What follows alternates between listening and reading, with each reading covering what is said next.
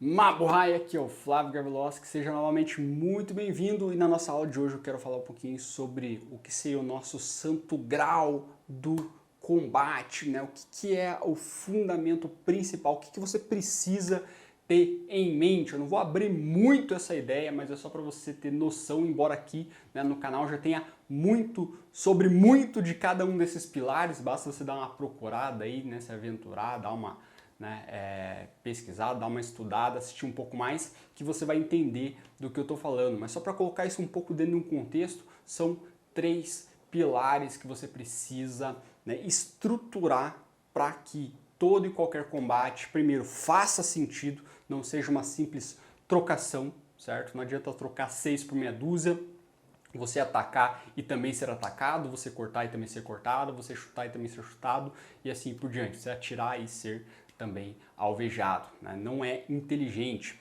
E esses 3 pilares te ajudam a ter mais vantagem em um combate. Então é quase como se fosse uma retroalimentação aí de conceitos, porque enquanto por um lado você evita essa questão da trocação, você também ganha vantagem. Então não adianta você ter vantagem em um combate, mas né, acabar fazendo uma trocação de 6 por meia dúzia, e também não adianta você ficar só na trocação e não ter nenhum tipo de vantagem. Então a ideia é que você consiga conciliar esses 2 conceitos, mas para que você consiga conciliar isso, você precisa ter 3 pilares. O primeiro dele é a questão da cultura de segurança. Então não adianta nada você, ou melhor, vamos lá, deixa eu já falar os 3 pilares de uma vez, assim você já fica, né, mais ou menos pronto porque vem por aí. Então primeiro, cultura de segurança.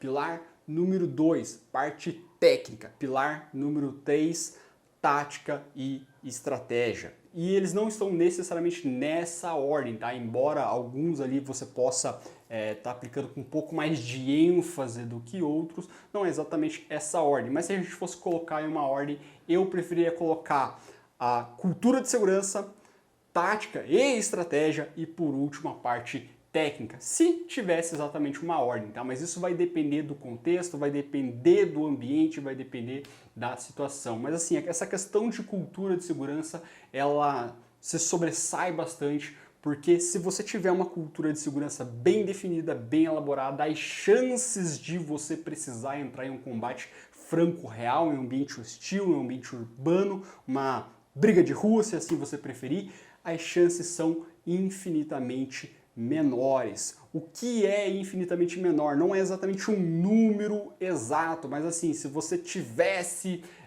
80% de chance de se envolver em uma situação real, você tenta diminuir isso para talvez 70, talvez 60. O pessoal assume, né, uma ideia de tipo, vou começar a treinar e eu vou ficar indestrutível, ou eu vou aumentar minha cultura de segurança e eu vou ficar super protegido e eu vou diminuir a possibilidade para 0. Isso não existe. Eu já falei sobre isso diversas vezes. A gente trabalha isso de forma proporcional e progressivo. Nunca é de, sei lá, 100 a tipo 10%, 20%, 0%, isso não existe. A gente vai trabalhando isso, né, porque é uma coisa que você tem que ir desenvolvendo, né? A mesma coisa que você tentar falar um novo idioma e você ir na primeira aula e achar que vai sair falando fluente. Não, você vai de forma proporcional. Aprende umas palavrinhas ali, vai juntando as palavrinhas, formando frases, depois parágrafos, depois textos e assim por diante, né? Na questão de segurança, a cultura de segurança é a mesma coisa. Você vai empilhando esses conceitos e vai, né, aumentando a sua segurança.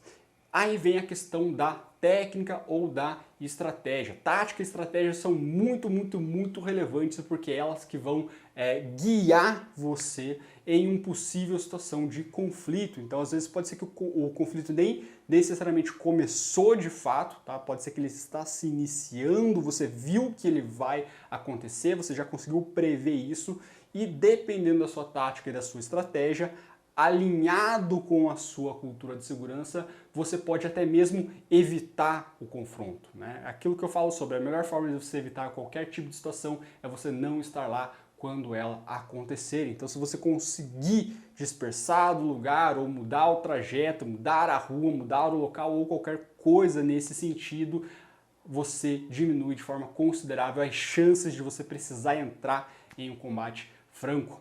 E aí nós temos a questão da técnica, né, que você precisa executar caso, por exemplo, a sua cultura de segurança não tenha funcionado 100%, e ela não vai funcionar 100% das vezes, tá? Então, às vezes, mesmo que, digamos que você melhore essa cultura de segurança em 99%, né? Que você esteja quase altamente seguro, quase que no perfeito, né? Equivalente a 100%, mas existe aquele 1%, aquela uma chance, ou seja, de 100 conflitos, uma delas vai dar errado. E talvez o seu agressor só precise dessa uma chance. Então a gente não pode, né, pressupor de só porque eu tenho uma das melhores conceitos de segurança, equipamentos ou qualquer coisa assim, que eles não possam falhar. E eles vão falhar, principalmente quando você confia que eles não vão falhar, tá? Porque quando você confia nisso, você se expõe. Então é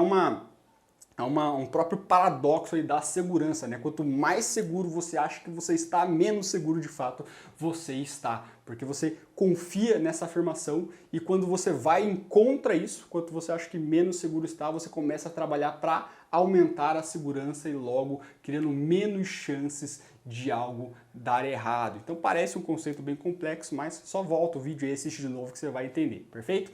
E a técnica precisa estar alinhado a isso, para que quando houver essa falha de segurança, a sua técnica, independente de qual ela seja, se é com arma de fogo, se é com faca, se é com bastão, se é no corpo a corpo, se é, enfim, não interessa qual seja o contexto, mas que ela esteja afiada e pronta para resolver aquele tipo de conflito. Um sem o outro não vai sobreviver. Se você trabalhar somente técnica e não trabalhar cultura de segurança, tática e estratégia, as suas técnicas não vão servir de nada. Elas até podem segurar o combate por um determinado momento, mas se você ficar naquela história de trocação, pode vir um segundo, um terceiro agressor, ou um agressor armado, ou alguma coisa assim, e vai simplesmente eliminar a sua técnica. Se você só focar na questão de cultura de segurança, também não vai resolver, porque se alguma coisa acontecer, e ela vai acontecer, você não vai estar preparado, porque você não tem técnica e você também não tem tática e nem estratégia. E não adianta você ser um excelente estrategista se você não sabe prever as situações antes, você, né, consegue manipular os resultados de forma, sei lá, de forma perfeita, né? Você consegue prever essas jogadas, mas se você não consegue trabalhar na base da cultura de segurança e nem a aplicação técnica, de nada resolve, né? Você tem uma técnica ali mediana, né? No sentido da palavra medíocre mesmo, não de forma pejorativa, mas da forma literal mesmo de médio. Então você precisa ter muito bem alinhada essa questão da cultura de segurança com a sua tática e a sua estratégia e com a sua técnica. Trabalhando esses três pilares, as chances de você sobreviver em um combate urbano real são muito, muito, muito maiores. Perfeito? Então, até amanhã. Forte abraço. Mabuhay.